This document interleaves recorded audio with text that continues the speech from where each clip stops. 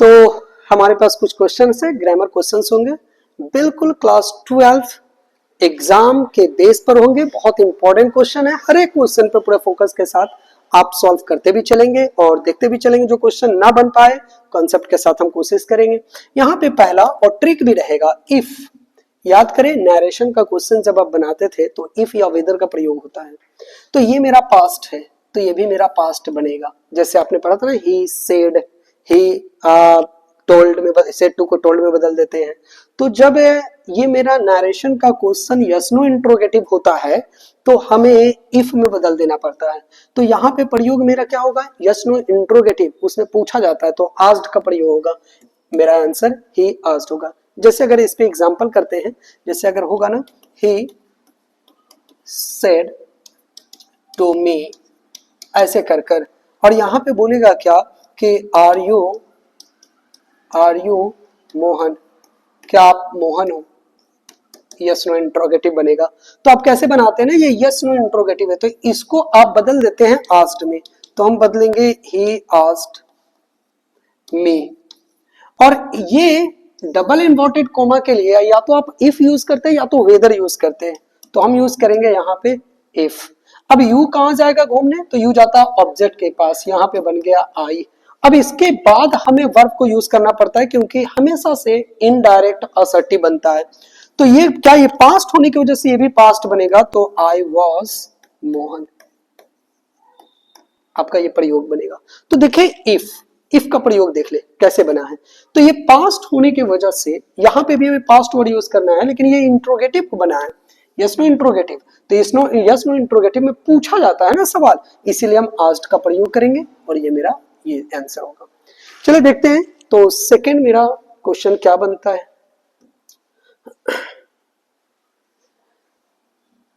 Second question है, when Sita back we will discuss the problem। जब एक सेंटेंस मेरा फ्यूचर में ऑलरेडी हो तो दूसरा पहला सेंटेंस या दूसरा सेंटेंस मेरा इंडेफिनिट में हो जाएगा, प्रेजेंट इंडेफिनिट में। ध्यान रखना है कि ये वाला सेंटेंस पहले भी हो सकता है और ये वाला सेंटेंस बाद में भी आ सकता है। और वेन हो, यहाँ पे वेन हो या फिर इफ हो, इन दोनों के साथ जो सेंटेंस होगा वही प्रेजेंट इंडेफिनिट में होगा, यानी V1 के साथ होगा, नहीं तो V5 के साथ होगा। और इसके बाद वाला जो सेंटेंस होगा वो ध्यान रखना है वो फ्यूचर में आपका आएगा, जो बाद में सेंटेंस, जैसे कि वेन के साथ है ये प्रेजेंट इंडेफिनिट में आएगा, यानी V1 नहीं तो V5। सीता क्या है, सिंगुलर है, तो सिंगुलर के साथ सिंगुलर वर्ब यानी V5 कम्स का प्रयोग किया जाएगा। एग्जाम में ऐसा आ सकता है कि यहाँ पे कम्स दे दिया रहे लेकिन यहां से ये वाले के साथ साथ ये हटा दिया जाए। तो ध्यान रखना है कि एक सेंटेंस अगर प्रेजेंट में है तो मेरा दूसरा सेंटेंस फ्यूचर में चल जाएगा। तो यहां से विल, फ्यूचर में क्या है, शैल यानी तो विल आएगा, तो शैल या विल एक उठाना है, उसके साथ मेरा V1 का वर्ब आएगा तो हम V1 का प्रयोग करेंगे यहाँ पे। चलिए ठीक है, फिलहाल के लिए ये क्वेश्चन में मेरा आंसर कम्स का प्रयोग होगा। नेक्स्ट क्वेश्चन को हम लोग देख लेते हैं। नेक्स्ट क्वेश्चन है, the man was dot dot by a dog. देखिए बाय अ डॉग यानी एक कुत्ते के द्वारा। इससे साफ पता चल रहा है क्या, इस साफ पता चल रहा है कि ये वॉइस का क्वेश्चन है ना, पैसिव वॉइस का क्वेश्चन है। चलो ठीक है, वॉज का प्रयोग तो हो गया। पैसिव वॉइस में क्या चाहिए, एक वर्ब भी चाहिए, वर्ब भी चाहिए। अब बी से फॉर्म निकला हुआ कौन होता है, am is are, was were, be से बीइंग भी बनता है, बिन भी बनता है, वॉज वर तो होता ही है। तो ये वर्ब भी चाहिए और एक V3 चाहिए। जब तक ये दोनों नहीं मिलेगा तब तक पैसिव नहीं बनेगा। तो वाज तो मिल गया, अब हमें V3 चाहिए, और V3 कौन है, यहाँ पे बिटेन, बाइट से बना हुआ है। ये बाइट मींस काटना होता है और इसी का V3 बना है बिटेन।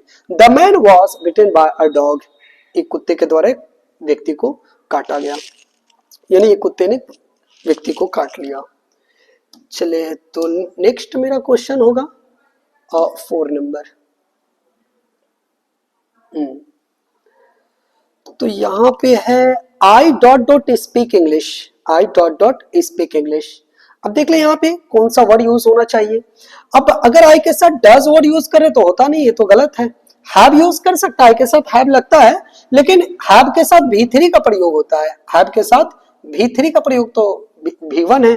तो हैड भी हो सकता है, आई के साथ हैड लगता है, लेकिन यहाँ V3 चाहिए।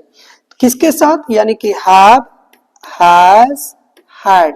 अगर ये तीनों वर्ब मिले तो हमें V3 चाहिए। हमें यहाँ पे कौन मिला है, V1। V1 किसके साथ मिलता है, तो डू के साथ मिलता है, डज के साथ मिलता है और डिड के साथ V1 का प्रयोग हमें किया जाता है।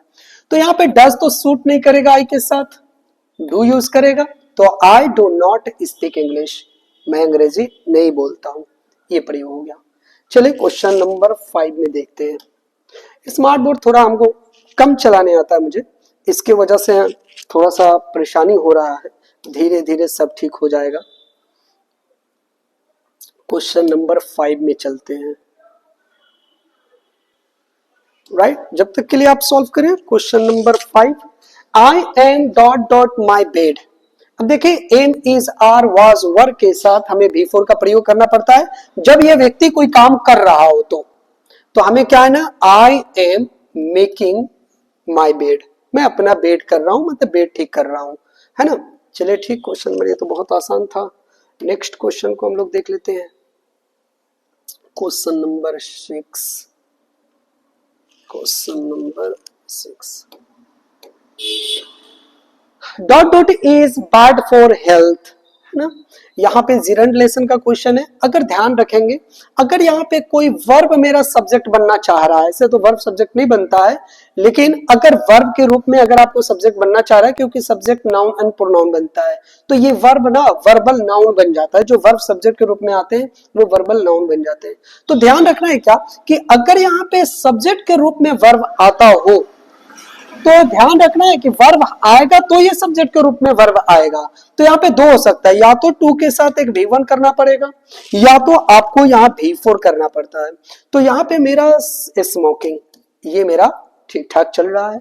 अगर एक ऐसा भी सेंटेंस होता है, जैसे बोलते हैं ना कि bring a pen for me, for me, मेरे लिए एक कलम लेकर आओ, ऐसा प्रयोग अगर करते हैं तो बोलो ये क्या सर, यहाँ पे तो V1 है ना, ब्रिंग V1 है, ठीक है। तो यहाँ पे तो V1 का प्रयोग हो जा रहा है, तो ये मेरा सब्जेक्ट नहीं, ये मेरा वर्ब ही है। इसमें यू एक छुपा हुआ सब्जेक्ट होता है जिसको अंडरस्टूड सब्जेक्ट कहते हैं इंपरेटिव सेंटेंस में। तो यहाँ पे यू, तब जब सेंटेंस, ध्यान रखना है, जब सेंटेंस वर्ब से शुरू हो, अगर इसके बाद कोई हेल्पिंग वर्ब मिल जा रहा है तो यहाँ पे या तो 2 प्लस V1 होगा या नहीं तो V4 होगा। और अगर यहां से वर्ब स्टार्ट हो रहा हो या फिर जगह आपको दे दिया एक और इसके बाद कोई आर्टिकल आ जाए, नाउन आ जाए या कोई प्रोनाउन आ जाए, ऐसा कोई प्रयोग आ गया, तो यहाँ पे हमेशा और हमेशा V1 का प्रयोग होगा। ध्यान रखना है कि अगर हेल्पिंग वर्ब आया तो 2 प्लस V1 नहीं तो V4। अगर सिर्फ कोई नाउन यानी एडजेक्ट ऑब्जेक्ट बन चुका है और उसके पहले हमें वर्ब लगाना है तो यहाँ पे V1 ही प्रयोग किया जाएगा। जैसे अगर कोई प्रयोग ऐसा कर रहा हो, अगर ऐसा प्रयोग कर दे और यहाँ पे ऑप्शन दे दे, यहाँ पे option they they do, does, did और डन का प्रयोग दे दे, और अगर आपको लगता हो कि इसमें से कोई सेंटेंस यूज कर, कोई वर्ड हमको यूज करना है, सही हमें वर्ड कनेक्ट करना है यहाँ पे, तो आपका कौन सा वर्ब होगा, वर्ब से स्टार्ट हो रहा है, मेरा ये डू से वर्ब स्टार्ट होगा। क्यों, ये इम्फेटिक वर्ड कहलाता है डू। डू हेल्प मी, मेरी मदद जरूर करे, ठीक है ना। जोर डालने के लिए ये वर्ड इस पे जोर डालेगा, ये इम्फेसाइज करेगा ये हेल्प पे कि जरूर मदद करे, ऐसा प्रयोग करके। चले फिलहाल के लिए ये मेरा वर्ब है, वर्ब के पहले अगर कोई हमें वर्ब यूज करना है, वर्बल नाउन यानी कि सब्जेक्ट के रूप में कोई यूज करना है, तो मेरा या तो टू के साथ V1 आएगा या नहीं तो V4 आएगा। यहाँ पे V4 दिया हुआ है, ये आंसर होगा। चले नेक्स्ट देख लेते हैं हम क्वेश्चन नंबर 7 में। क्वेश्चन नंबर 7, चले तो क्वेश्चन नंबर 7 का आंसर यस्टरडे। अभी से पहले का अगर टाइम दे दिया जाए, अभी से पहले का अगर टाइम दे दिया जाए तो ध्यान रखना है वर्ब के फॉर्म में हमें V2 पे ध्यान रखना है। अभी से पहले का टाइम यस्टरडे, आज से पहले वाले दिन को यस्टरडे बोलते हैं, तो V2 इसमें कौन होगा, वेंट। तो yesterday I went to buy bread. अच्छा, ब्रेड से यहाँ पे कुछ सीखना है, अनकाउंटेबल होता है, रोटी होता है, अनकाउंटेबल होता है। अगर इसको काउंटेबल अगर बनाना है तो अ पीस ऑफ बोलना पड़ता है, अ पीस ऑफ ब्रेड। तब जाकर ये मेरा काउंटेबल बनता है एक रोटी का टुकड़ा। यानी कि केक के साथ भी ऐसा आर्टिकल के प्रयोग में आपको करना पड़ेगा, आर्टिकल और नो आर्टिकल का प्रयोग। जैसे मान ले यहाँ पे हम जगह दे देते और आर्टिकल में ए एन का प्रयोग कर देते, तो ब्रेड आपको सिंगुलर दिख रहा है तो ये नहीं समझे कि सिंगुलर तो ए ब्रेड कर दे, है ना। यहाँ पे आई went two by a bread करना गलत हो जाता, तो हमें क्या करना पड़ता, नो आर्टिकल करना पड़ता। उसी तरह से केक का प्रयोग हो गया, जैसे I want two by a cake गलत हो जाएगा। अगर हम यहाँ पे बोलते हैं I want two by a cake, तो ये मेरा गलत हो जाएगा। क्यों? केक भी अनकाउंटेबल होता है। अगर केक को काउंटेबल बनाना तो ए पीस ऑफ केक बोलना पड़ता है, a piece of meat, a piece of fish, a piece of cake, ऐसे प्रयोग कर कर। ठीक है, तो ये मेरा गलत हो जाएगा। अगर एग्जाम में ऐसा दे दे तो इसका मतलब हमें यूज करना है नो आर्टिकल। चलिए क्वेश्चन नंबर, फिलहाल इसके लिए हमें V2 पे ध्यान देना है।